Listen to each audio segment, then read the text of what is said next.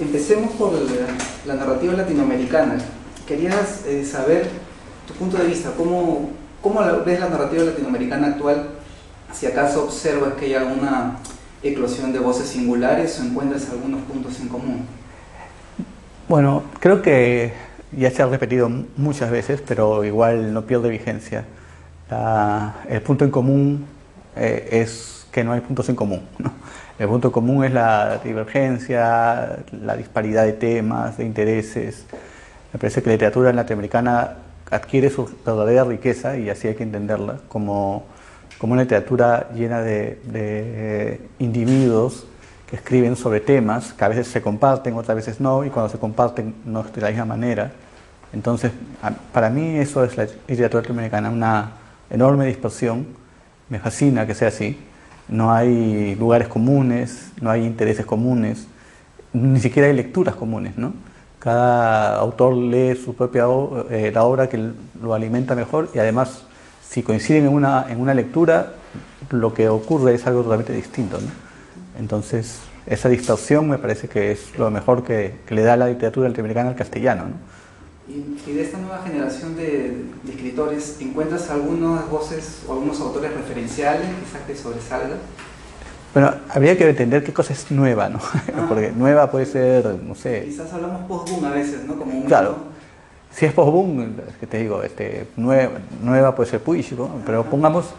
Yo sí creo que para mí hay un gran escritor en América Latina que es un escritor único, ¿no? Es el escritor que es Mario Bellatín, ¿no? Me parece que es el gran escritor latinoamericano, o bueno, más allá de América Latina. Creo que es una persona que tiene un mundo propio, es un autor insobornable, un autor absolutamente especial en lo que hace, en el modo de producción y en la forma en que entiende la literatura, ¿no? Yo creo que es un aporte mundial, digamos, de lo mejor que hay en América Latina, ¿no? Y bueno, obviamente de esa misma generación, un poco mayor, Bolaño me parece un enorme cierre de ciclo. Creo que él es el último latinoamericano, como lo he dicho varias veces yo, y me alegro de escuchar que Volpi también lo dice varias veces, ¿no? Yo sí creo que él es el último latinoamericano, ¿no? De esa saga de latinoamericanistas. Y en este momento, hablando de escritores, de nueva narrativa, ¿qué papel cumplen las editoriales? Por ejemplo, Alberto Fugueda, al hablar de anagrama, se refiere a como una mafia amarilla, ¿no? Sí. Bueno, los problemas de Fugué con anagrama ya son patológicos, digamos, ¿no? Pero yo creo que las editoriales hacen lo que tienen que hacer, ¿no? Que es producir autores, venderlos, ¿no? No significa que uno escriba para que la editorial te publique o encajar en el tema, ¿no? Esos son otros autores, son los superventas, ¿no? La literatura latinoamericana lo que hace es digamos, dar los productos ya hechos, los libros, y los editores los publican y los editan, ¿no? Ahora, cada editorial tiene sus propios intereses, tiene su propia línea editorial. Es obvia las diferencias entre el catálogo de Anagrama con el catálogo de Seix Barral, por ejemplo, comparando dos importantes, ¿no? Son distintas completamente, y el catálogo de Alfaguara, totalmente distintos. Ahí hay tres importantes que son muy distintos, ¿no? Pero yo sí creo que el problema que está surgiendo ahora en Europa, que esa crisis enorme que están teniendo, le va a dar mucha fuerza a la industria editorial latinoamericana, ¿no? Cuando se cierran los canales, los caños para publicar fuera, cuando ya no es tan fácil publicar en España para nadie, incluso para los que, como en mi caso, habíamos publicado antes, yo creo que empiezan los canales nuevos a emerger, ¿no? Y ese es un futuro que me parece que no es que yo sea visionario, me parece que todos lo están viendo, ¿no? Y también están ahí las editoriales independientes. Sobre todo, ¿verdad, no? Sobre todo las independientes, ¿no? Las independientes van a tener una fuerza increíble en los próximos años, ¿no? Y creo que van a sostener todo este mundo que hemos comentado al principio, que es el mundo de la literatura latinoamericana, que es tan rico, tan diverso, que no puede haber una sola editorial o un monopolio, porque no encajarían tantos autores tan distintos en un solo sitio, ¿no? Necesitas muchas editoriales, y yo creo que ese abanico lo dan las independientes. Y hablando de Bolaño, que lo mencionaste hace un momento, en una entrevista Juan Jesús Armán Marcelo decía que Bolaño fue un buen escritor, pero que está supravalorado, es la palabra que utilizó. Supervalorado. Supravalorado. Supravalorado. No, no, para nada. Me parece que es el escritor que tiene exactamente lo que merece, ¿no? No sé cuál es el criterio para decir que alguien está supravalorado. Bueno, probablemente no le guste tanto, pero puede ser que no te guste un autor, ¿no? Yo sí creo, independientemente del gusto literario, yo sí creo que es un autor que merece mucho lo que tiene, ¿no? Es un escritor de obra, digamos, ¿no? No es un escritor de libros, es un escritor de obra. Es increíble cómo cuando uno se mete en el mundo de Bolaño, las obras empiezan a relacionarse unas con otras, se empiezas a encontrar, incluso en las obras póstumas, las que publicó La Viuda, las que sacó empieza a encontrar canales con otras, ¿no? Y con estos dos grandes monumentos que es Detectives Salvajes y 2666, ¿no? Que ya estaban previstas en los otros libros. O sea, es un autor realmente impresionante que tiene una capacidad de crecer ese árbol. Normalmente los autores, me incluyo, vamos hacia lo dentro, hacia el interior, nos achicamos, ¿no? Nos simplificamos. En cambio, él crece frondosamente, ¿no? Y eso es impresionante que alguien tenga esa capacidad, ¿no? Hace un tiempo tenías un programa en la radio, en Solarmanía. Ah, sí, ¿te acuerdas de ese programa? Sin plumas. Sí, y en un programa que estaba Carmen Ollé como invitada, habías opinado sobre Detectives Salvajes diciendo que te parecía una novela pésima, que apelaba al chistecito. Lo que pasa es que, como te dije, yo estoy tratando de entender el fenómeno Bolaño por encima del gusto literario, ¿no? A mí sí es cierto que la novela de Detectives Salvajes, no Detectives Salvajes en realidad, que sí es cierto que la última parte tiene una serie de chistes que no entiendo y que me parecían chistes, pero por ejemplo a mí me decepcionó mucho El Gaucho Insufrible. Me acuerdo que no sentí una obra cuajada, me pareció que era una obra inacabada, ¿no? Ahí sí vi mucho chiste, digamos, pero yo tengo una reconciliación muy grande con Bolaño a partir de la lectura de 2666, ¿no? Que en esa época no sé si había salido o no había salido, ¿no? Porque como te dije, entendí que Bolaño no era autor de obras ni de capítulos.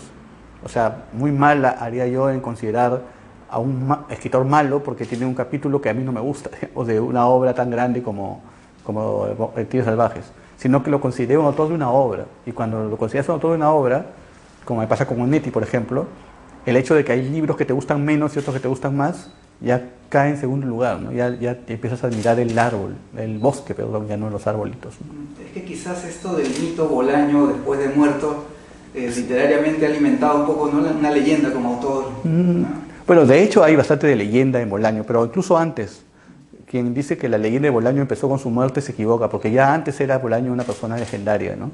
Quienes lo conocían hablaban de él maravillas. Yo estuve en el famoso encuentro de Sevilla, donde él fue la última vez que se le vio en público, porque una semana después murió, ¿no?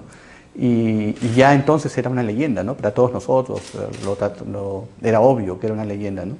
Entonces, y es que era una persona que tenía una enorme personalidad, era un encantador de serpientes, ¿no? Entonces era imposible que alguien así no se convierta en leyenda.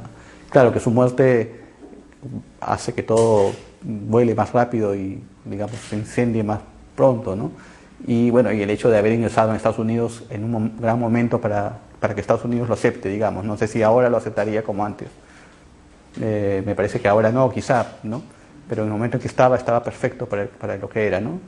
Entonces, creo que sí hay cierta leyenda, pero no es después de muerto, ya había nacido antes. Vamos ahora al plano local. Si tuviéramos que hacer un panorama así de la narrativa peruana actual, contemporánea de estos días, ¿cómo tú lo describirías? ¿Cómo lo harías? Bueno, yo no sé, para mala suerte mía, yo estoy muy desvinculado de la literatura peruana actual, ¿no? Yo antes estaba muy al día porque tenía el Vano Oficio, ¿no? El programa de literatura, y estaba obligado a leer porque tenía que invitar y bueno, no quería entrevistar a alguien sin haberlo leído, ¿no? Y entonces leía mucho literatura peruana y me estaba al día y encontraba fenómenos, cosas comunes, ¿no? Pero ya después fue hace 7 años, ¿no? O sea, realmente los libros que se han publicado desde 2007 para ahora son una especie de nube blanca para mí, no los tengo sitiados, ¿no? Sé mucho de mis alumnos, sé cómo han progresado, he leído sus libros y los admiro muchísimo. Me parece que tengo varios alumnos que son extraordinarios escritores, ¿no? Eso es algo que me enorgullece como profesor y como amigo, ¿no? Pero no te podría hablar en realidad de un panorama ya no soy ya la persona que lee y esquematiza, ¿no? Además ya no hago reseñas. Yo antes hacía reseñas para caretas y ya no hago reseñas para nadie, ¿no? Y de ese tiempo hasta ahora, Iván, se habla de este tema de la guerra interna como un asunto para o legitimarse en España o ¿no? salir un poco hacia afuera. Bueno, todo lo que diga la gente, me incluyo en este momento como parte de lo que alguien pueda decir, hay que ponerlo entre comillas, ¿no? Porque a veces son ideas que uno tiene y que en realidad en la práctica no funcionan, ¿no? Por ejemplo, si es cierto que la guerra interna hace que te publiquen fuera, entonces ¿por qué hay tantos escritores que hablan sobre la guerra interna y no pueden publicar fuera, ¿no? Sí, te puedo nombrar 10, 15 si quieres, ¿no? ¿Por qué Miguel Gutiérrez, por ejemplo, no es un éxito enorme en España si es el escritor de la guerra interna, ¿no? Si tiene libros sobre la guerra interna y sobre el origen de la guerra interna incluso, ¿no? Y sobre el origen de la violencia, o sea, anterior a la guerra interna. O sea, si la fórmula fuera guerra interna igual éxito en España, Miguel Gutiérrez estaría pues viviendo de regalías, ¿no? Y no es cierto. Entonces, no creo que sea algo tan inmediato. Sí creo definitivamente que es un tema que nos interesó a todos, me incluyo también ahí. En un momento dado nos empezó a interesar muchísimo porque son preguntas que uno se hace, ¿no? Sobre todo en la época en que la Comisión de la Verdadera Reconciliación estaba en pleno auge, era imposible no ser susceptible a lo que estaba pasando en el Perú, ¿no? Pero, a diferencia de lo que pasó con el mundo del narcocorrido en México, lo que está pasando con el narcocorrido en México, lo que pasó con el mundo de los sicariatos colombianos, yo no creo que podría haber pasado, pero creo que el tema de la guerra interna no se convirtió en un tema peruano. Nos salvamos de eso, ¿no? Y yo creo que ya más bien ha empezado a relajarse la cosa, ¿no? Yo creo que ya no, me parece, como te digo, no estoy estando al día, pero me parece que ya no es un tema que esté en la agenda de todos los escritores peruanos, ¿no? Yo leí una declaración tuya, bueno, buscando información de archivo sobre literatura peruana, ¿no? Te preguntaba en ese momento, tú decías que la literatura peruana dice, tira para abajo, es más bien mala, pero tiene individualidades geniales. No sé si piensas lo mismo ahora. Pienso lo mismo de todas las literaturas, ¿no? O sea, creo que lo que hablaba de Perú lo puedo hablar para todo el mundo, ¿no? O sea, creo que sí es cierto que literaturas, en el grueso, cuando uno se mete en una literatura, va a encontrar que hay más malos que buenos, ¿no? Y que al final individualidades sobran, ¿no? Entonces, no te digo la peruana, digamos, la inglesa, ¿no? Entonces digo, vamos a leer literatura inglesa. Entonces, si yo me leo a los 60 autores ingleses que están dando vueltas, los conocidos nada más, voy a encontrar que pues, la mayoría son malos, ¿no? O que no me gustan. Y que hay un individuo genial, ¿no? Igual que la norteamericana. No hay siglos de oro, ya no existen esas cosas, ¿no? Y entonces sostengo esa idea, pero la amplío a todo el mundo, ¿no? Creo que el problema de literaturas de países es que olvidan que son individuos, ¿no? Y eso me hizo conectar con esta entrevista que le hicieron en Un Salvaje a Belardo Oquendo. Él decía pues que se suele regalar en el Perú el adjetivo de gran escritor y me incluía nada menos que Julio Ramón Ribeiro. Ah, sí, no lo leí, no lo conozco, no entiendo. Y decía que se suele hablar de grandes escritores cuando, ¿no? Un poco empalmado con esta afirmación tuya de hace unos años, ¿no? Sí, bueno, obviamente Belardo Oquendo es un lector muy, muy exigente. Yo lo conozco desde la universidad y siempre supe que era muy exigente, ¿no?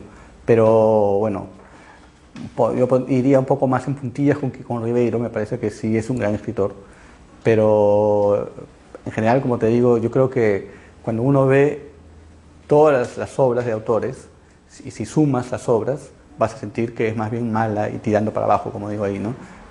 Digo, no solo Perú, o sea, cualquier obra de cualquier lado, pero cuando uno empieza a encontrar autores concretos, empiezas a darte cuenta que esa literatura produce grandes escritores, ¿no? O sea, ¿qué cosa es lo que celebramos de la literatura norteamericana? No celebramos a los 200 escritores que publican, celebramos a Roth, a Cormac McCarthy, no sé, a Foster Wallace, o sea, son 5 o 6 nombres y se acaban, ¿no?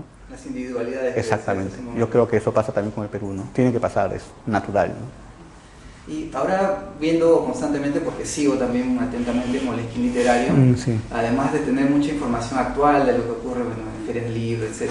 Sí. En cuanto a publicaciones, veo que resaltas más lo que se publica afuera y muy poco lo de aquí, ¿no? Sí, es que como te digo, en realidad yo he perdido el contacto con la literatura peruana hace mucho tiempo, ¿no? O sea, 7 años. Porque si tú sigues Moleskine desde que apareció, hubo una época en que era muy peruano, ¿no? y hablaba mucho de Perú y qué pasaba y todas esas cosas, ¿no?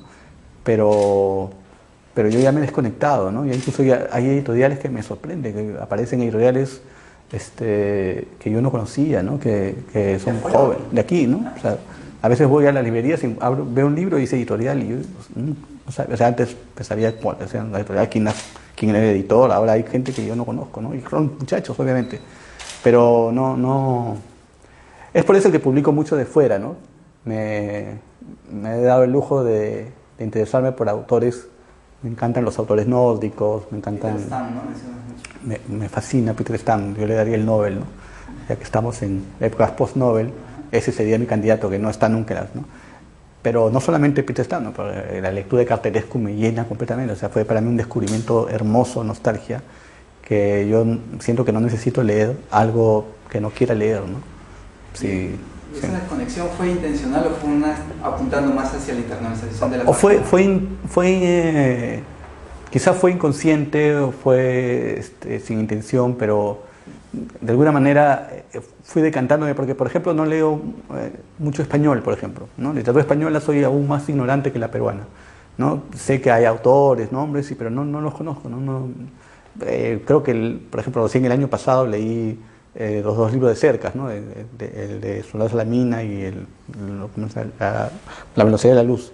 O sea, para ser una persona que está muy enterada, ya, digamos, no leer Cercas hasta el 2013, es bastante grave, ¿no? Pero así estoy desconectado de la literatura española, ¿no? Y de la peruana. Y me interesa mucho más la nórdica. Me ha dejado de interesar la inglesa, no leo mucho la inglesa, y leo mucho la francesa, y bueno, ahora estoy por ejemplo con nombre que lo voy a pronunciar obviamente terrible, pero Karl Ove Knausgaard, que es el autor de esta pentalogía, que los dos libros son extraordinarios, ¿no? La muerte del padre y El hombre enamorado son súper libros, ¿no? Hablemos de tu experiencia en los talleres literarios. Alonso Cueto publicó hace poco La piel de un escritor, que dicho sea de paso está dedicado a ti. Está dedicado, ¿no? a mí, es un gran amigo. Y reúne, bueno, un poco también esta experiencia de Alonso Cueto en los talleres, sí, ¿no? Y también algunas conferencias, etcétera. Pero quería preguntarte a ti qué destacas más de tu experiencia como tallerista, dando talleres. Bueno, después de, ¿cuánto? 20 más.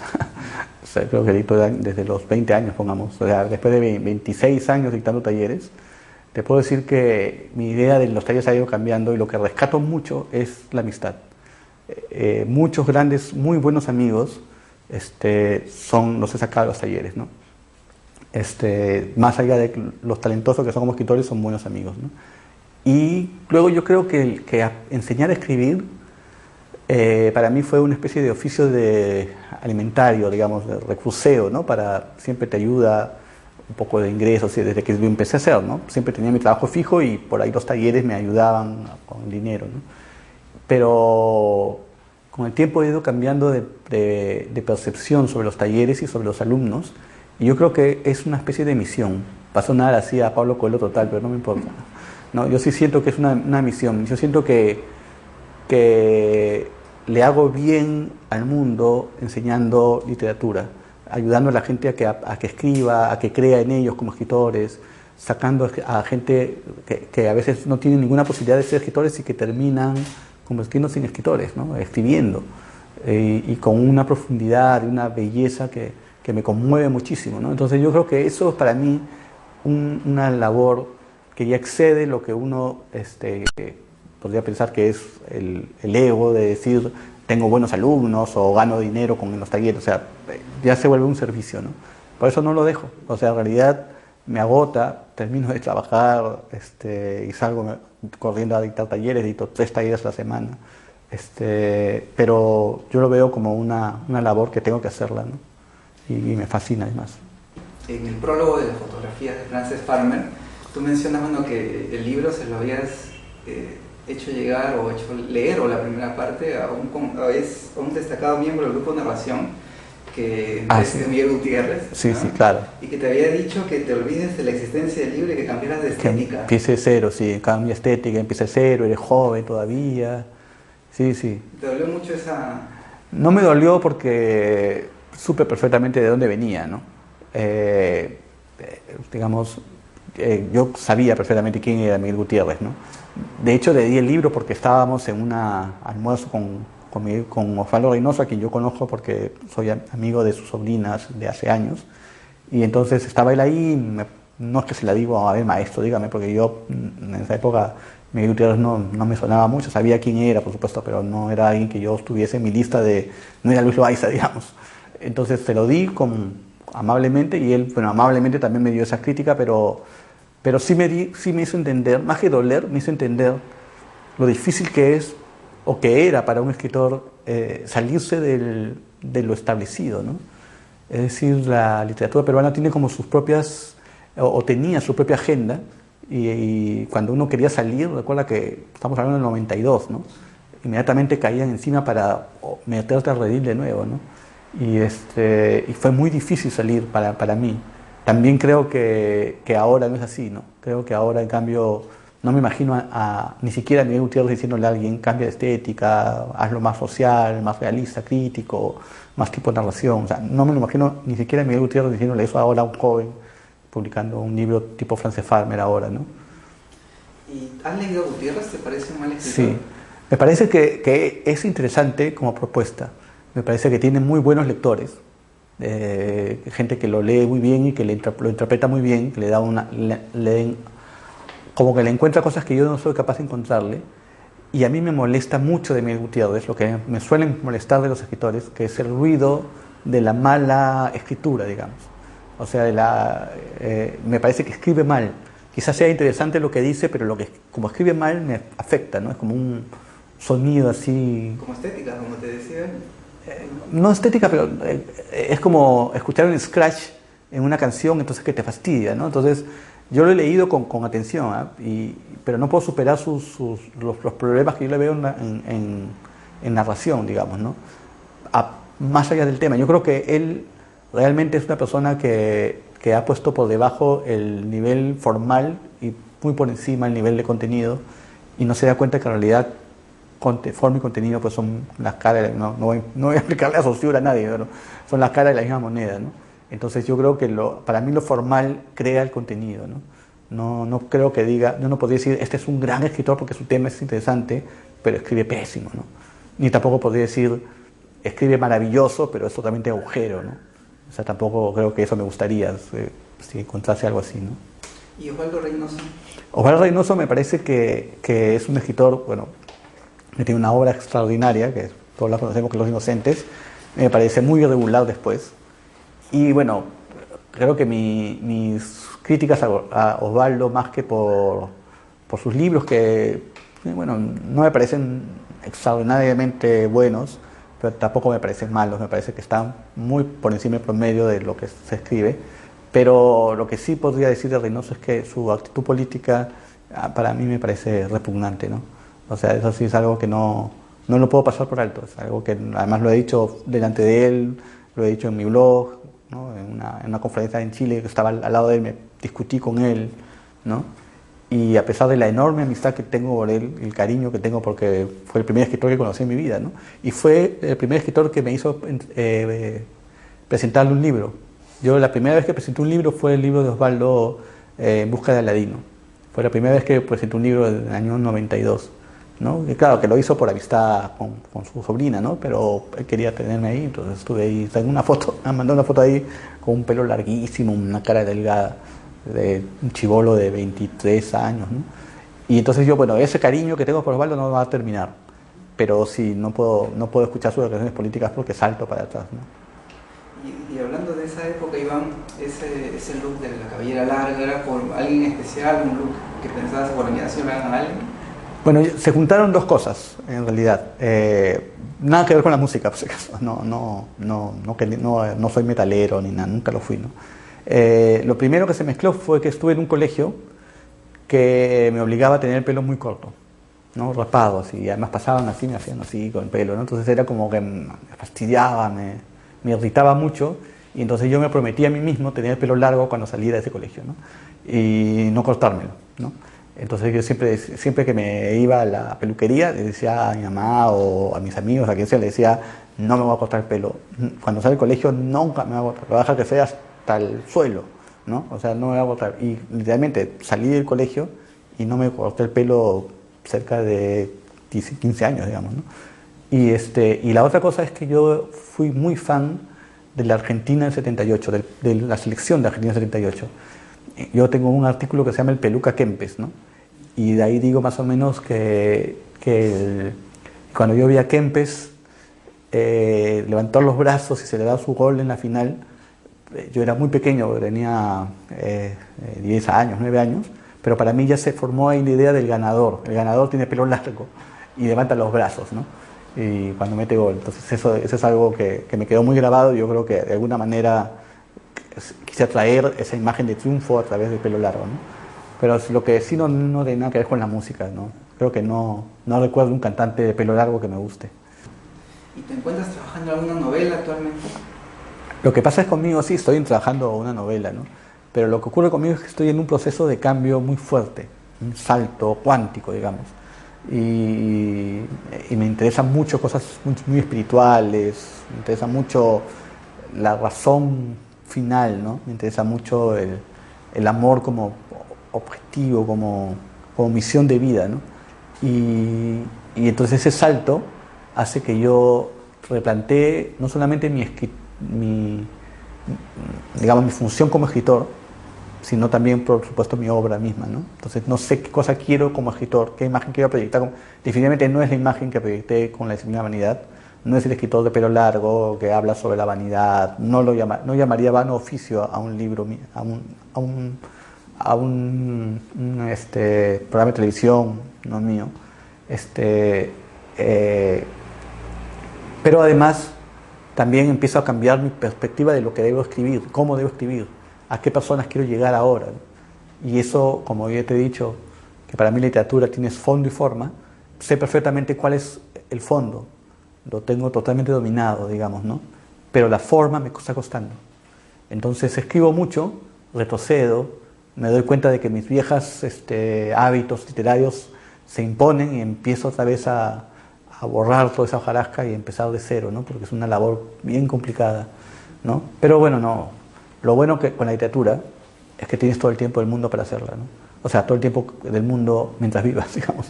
No tengo apuro. Entonces digamos que estás en esta búsqueda de algo nuevo, ¿no? Porque más o menos entendía como la necesidad de estar buscando algo, como estás algo perdido temáticamente. Habías publicado hace 2 años esta novela juvenil, el año pasado este relato infantil, sí, dedicado a tu hijo. Claro. Entonces da la sensación de que estabas un poco ahí. Claro, va por ese lado, ¿no? El decreto ser feliz para mí fue muy importante, ¿no? Es como un quiebre para mí, tan fuerte como fue Lindbergh en su momento, ¿no? O sea, creo que eso es lo que yo quiero, ¿no? Pero, bueno, cuando decirte que hace unas semanas, ¿no?